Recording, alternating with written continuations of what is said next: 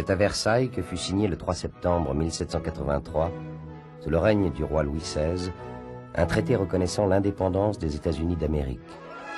Les 13 colonies américaines sont les premières à avoir arraché l'indépendance à leur métropole.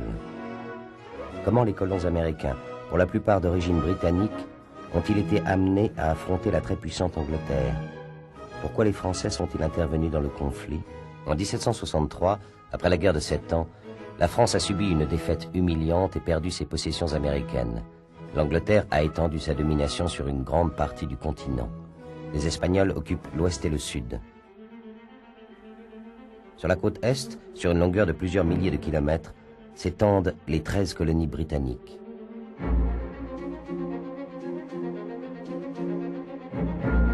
La plupart des colons qui vivent dans cette région viennent de Grande-Bretagne.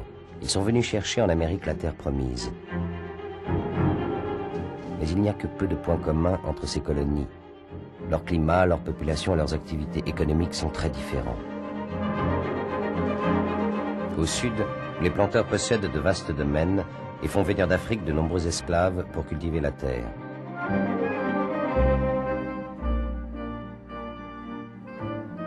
Les colonies du Nord, la Nouvelle-Angleterre, ont été peuplées par des puritains protestants chassés par les persécutions religieuses. Parmi eux, les célèbres pèlerins du Mayflower. Les colons sont surtout de petits agriculteurs, mais Boston est déjà une ville riche et active. Au centre, la population est plus mélangée. Là se trouvent les plus grandes villes. Philadelphie qui, avec 40 000 habitants, est la plus grande et la plus dynamique des villes de la côte Est. Et New York. Malgré leurs différences, les colons ont en commun leur langue, leur attachement à la couronne britannique, mais aussi leur soif de liberté et leur esprit d'entreprise. La domination exercée par l'Angleterre sur ces colonies américaines est surtout économique. Londres offre aux colons sa protection. En échange, ils doivent fournir à la métropole les matières premières dont elle a besoin et acheter exclusivement des produits anglais. L'ensemble du commerce est strictement réglementé et assuré par la flotte anglaise. Sous le règne de George III, les colonies n'ont toujours pas de représentation au Parlement britannique. Les émissaires américains comme Benjamin Franklin sont rarement écoutés. Un différend d'ordre territorial oppose la métropole et les colonies. Celle-ci reproche aux Anglais de réserver aux Indiens les territoires situés à l'ouest des Appalaches.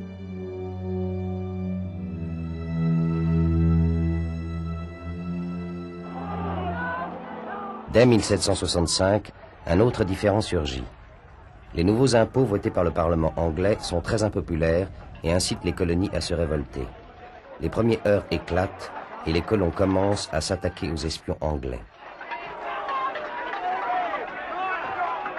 1770, à Boston, les troupes anglaises tirent sur la foule désarmée. 5 personnes sont tuées. Ce massacre rend la présence des troupes de plus en plus difficile à supporter. Le conflit économique se durcit peu à peu. Un groupe de colons, déguisés en indiens, s'attaque à un navire transportant du thé et jette la cargaison à la mer. C'est la partie de thé de Boston. L'Angleterre exerce des représailles et envoie des troupes. En 1775, un groupe de colons révoltés, les insurgents, attaque un détachement de l'armée anglaise à Lexington. C'est le début de la guerre d'indépendance. Celle-ci durera 7 ans. Les colonies réunies en congrès organisent la lutte et nomment George Washington, un planteur de Virginie, à la tête de l'armée continentale. 1 an après le début des hostilités, des représentants des colonies se réunissent en congrès à Philadelphie. Parmi eux se trouvent les pères fondateurs comme Benjamin Franklin, homme de science renommé, John Adams, fervent défenseur des colons, et Thomas Jefferson, qui rédigea la plus grande partie du texte de la Déclaration d'indépendance. Celle-ci énonce d'abord les droits fondamentaux des citoyens.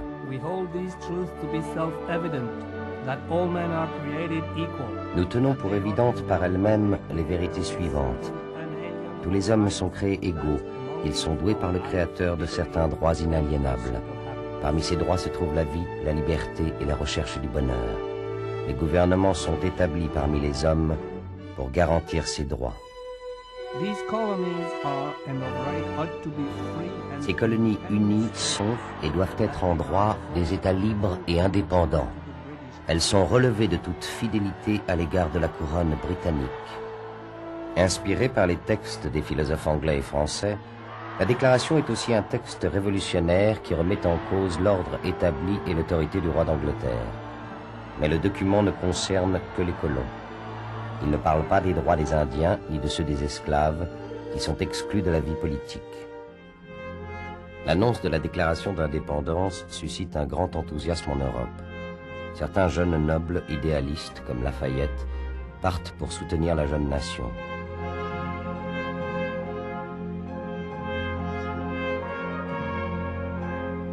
Les Anglais, eux, sont bien décidés à mater la rébellion. Les premières batailles leur sont favorables. Les troupes américaines sont mal formées et mal équipées et subissent une série d'échecs. Le général Washington et son armée doivent passer l'hiver près de Philadelphie, à Valley Forge, dans des conditions épouvantables.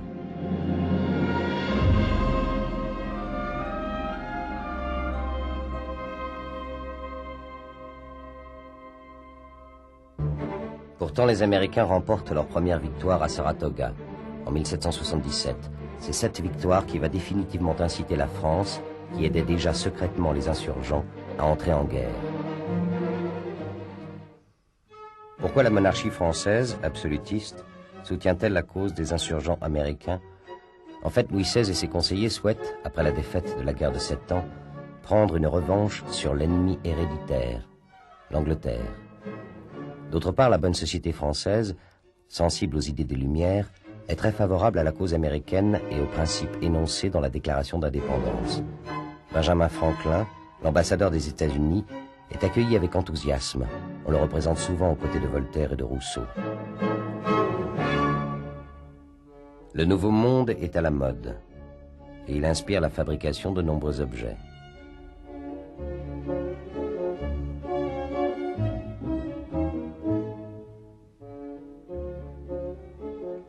Les femmes n'hésitent pas à porter la coiffure à l'indépendance ou le triomphe de la liberté.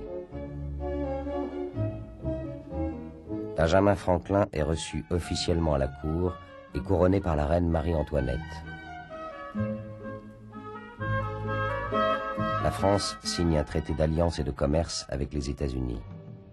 Louis XVI remet symboliquement à Franklin le texte qui va engager la France dans le conflit. Un an plus tard, l'Espagne entre en guerre aux côtés de la France. Les Provinces unies rejoignent ensuite la coalition. L'équilibre des forces est totalement modifié. La France envoie d'abord sa flotte pour tenter de reconquérir la maîtrise des mers. Elle expédie ensuite un contingent de plus de 6000 hommes, commandé par le général Rochambeau. Ceux-ci arrivent en Amérique en 1780.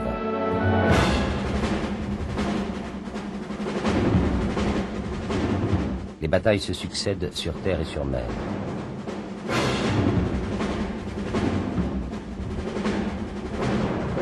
Les combats navals voient s'affronter les deux plus puissantes flottes du monde.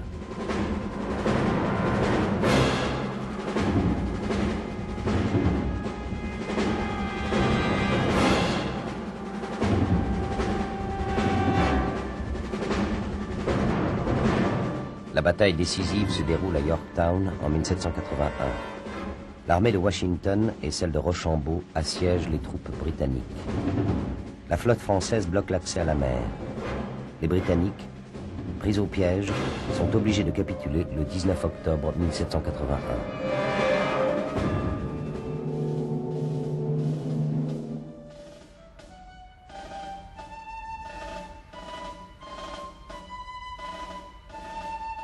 Cette défaite amène l'Angleterre à engager des pourparlers de paix. De longues négociations ont lieu au ministère des Affaires étrangères à Versailles. Le 3 septembre 1783, l'Angleterre signe avec les Américains, les Français et les Espagnols le traité qui met fin à la guerre.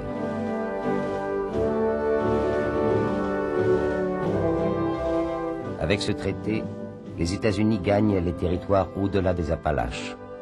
Mais les Anglais gardent le Canada, et les Espagnols l'Ouest et la Louisiane. La France ne gagne pas de nouveaux territoires. Mais elle a remporté une grande victoire sur l'Angleterre et mérité la reconnaissance des Américains. Après la victoire, des manifestations de joie populaire éclatent en France et aux États-Unis.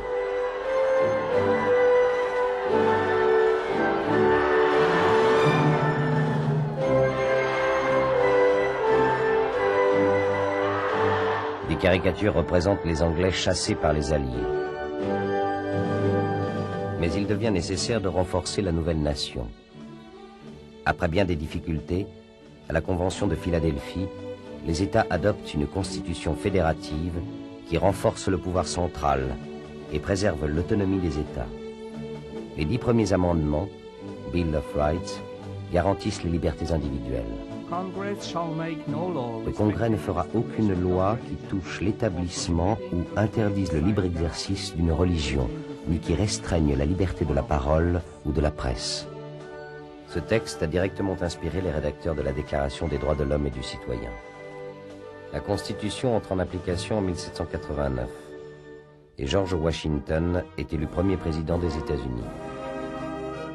Plus de 200 ans après l'indépendance, les institutions américaines n'ont pas changé.